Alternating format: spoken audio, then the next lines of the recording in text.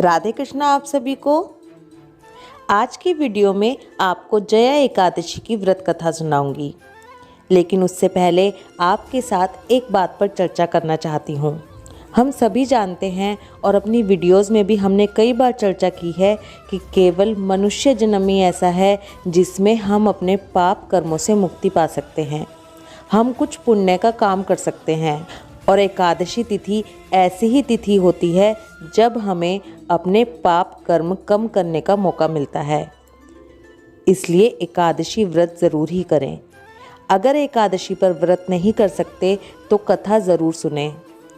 भगवान विष्णु का पूरे दिन नाम ज़रूर लें। पूजा ज़रूर करें।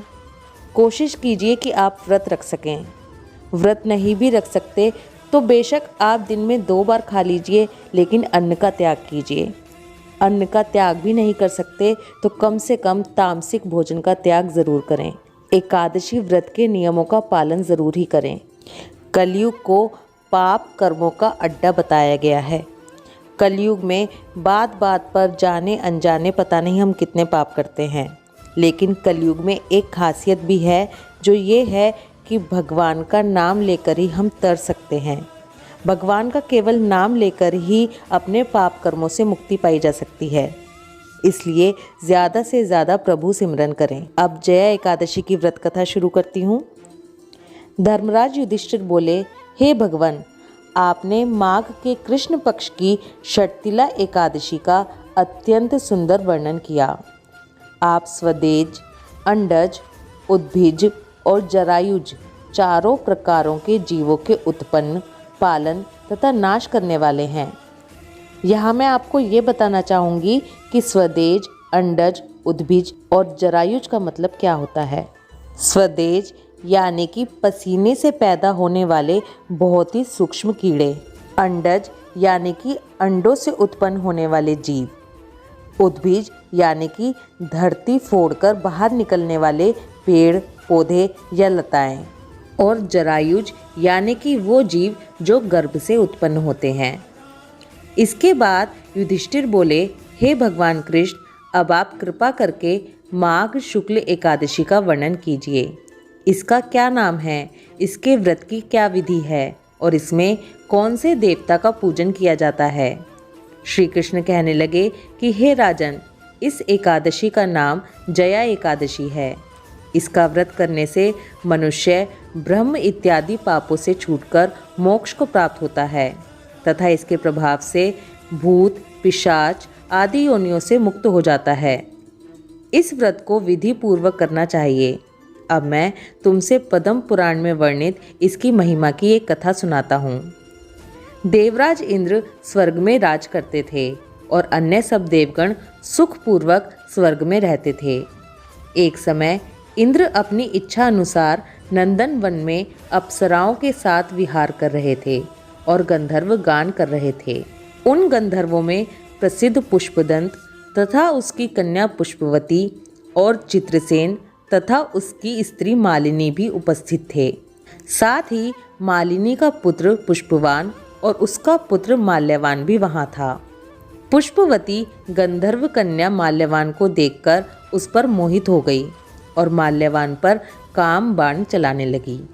उसने अपने रूप, लावण्य और हाव भाव से माल्यवान को वश में कर लिया। हे राजन, वह पुष्पवती अत्यंत सुंदर थी। अब वे इंद्र को प्रसन्न करने के लिए गान करने लगे, परंतु परस्पर मोहित हो जाने के कारण उनका चित्त भ्रमित हो गया था। इनके ठीक प्रकार ना गाने तथा स्वर ताल ठीक नहीं होने से इंद्र इनके प्रेम को समझ गया और उन्होंने इनमें अपना अपमान समझकर उनको शाप दे दिया। इंद्र ने कहा, हे मूर्खों, तुमने मेरी आज्ञा का उल्लंघन किया है, इसलिए तुम्हारा धिक्कार है। अब तुम दोनों स्त्री पुरुष के रूप में मृत्यु लोक में जाकर पिशाच रूप धारण करो और अपने कर्म का फल भोगो। इंद्र का ऐसा शाप सुनकर वे अत्यंत दुखी हुए और हिमालय पर्वत पर दुखपूर्वक अपना जीवन व्यतीत करने लगे। उन्हें गंध, रस तथा स्पर्श आदि का कुछ भी ज्ञान नहीं था। वहाँ उनको महान दुख मिल रहे थे। उन्हें एक क्षण के लिए भी निद्रा नहीं आती थी। उस जगह अत्यंत शीत था। इससे उनके रोंगटे खड़े रहते और मारे शीत के दांत बजते रहते। एक दिन पिशाच ने अपनी स्त्री से कहा कि पिछले जन्म में हमने ऐसे कौन से पाप किए थे जिससे हमको यह दुखदाई पिशाच योनि प्राप्त हुई है। इस पिशाच योनि से तो नरक के दुख सहना ही उत्तम है। अतः हमें अब किसी प्रकार का पाप नहीं करना चाहिए। इस प्रकार विचार करते हुए वे अपने दिन व्यतीत कर रहे थे। दैव्य योग से तभी माघ मास में शुक्ल पक्ष की जया नामक एकादशी आई। उस दिन उन्होंने कुछ भी भोजन नहीं किया और ना कोई पाप कर्म ही किया, केवल फल फूल खाकर ही दिन व्यतीत किया और सायंकाल के समय महान दुख से पीपल के वृक्ष के नीचे बैठ गए। उस समय सूर्य भगवान अस्त हो रहे थे। उस रात को अत्यंत ठंड थी। इस कारण वे दोनों शीत के मारे अति दुखित होकर मृतक के समान आपस में चिपटे हुए पड़े रहे। उस रात्रि को उनको निद्रा भी नहीं आई। हे राजन, जया एकादशी के उपवास और रात्रि के जागरण से दूसरे दिन प्रभात होते ही उनकी पिशाच योनि छूट गई। अत्यंत सुंदर गंधर्व और अप्सरा की देह धारण कर सुंदर वस्त्र आभूषणों से अलंकृत होकर उन्होंने स्वर्गलोक को प्रस्थान किया। उस समय आकाश में देवता उनकी स्तुति करते हुए पुष्प वर्षा करने लगे। स्वर्गलोक में जाकर इन दोनों ने देवराज इंद्र को प्रणाम किया। इंद्र इनको पहले रूप में देखकर अत्यंत आश्चर्यचकित हुआ और पूछने लगा कि तुमने अपनी पिशाच योनि से किस तरह छुटकारा पाया, सो सब बतलाओ। माल्यवान बोले कि हे देवेंद्र, भगवान विष्णु की कृपा और जया एकादशी के व्रत के प्रभाव से ही हमारी पिशाच देह छूटी है।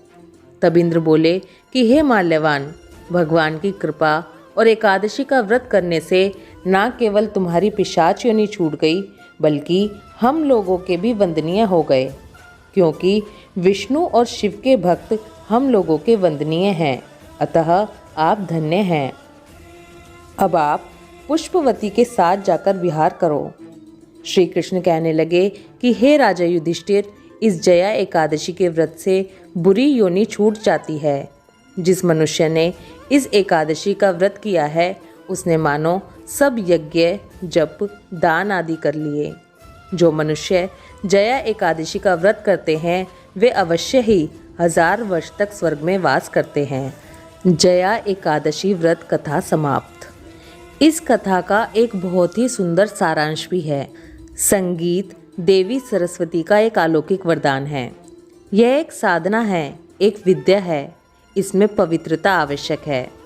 फिर जिस सभा में अपने से बड़े गुरुजन आदि उपस्थित हों, वहाँ प्राणी को संयम और मर्यादा को बनाए रखना चाहिए, ताकि गुरुजनों का अपमान ना हो, उनका सम्मान बना रहे।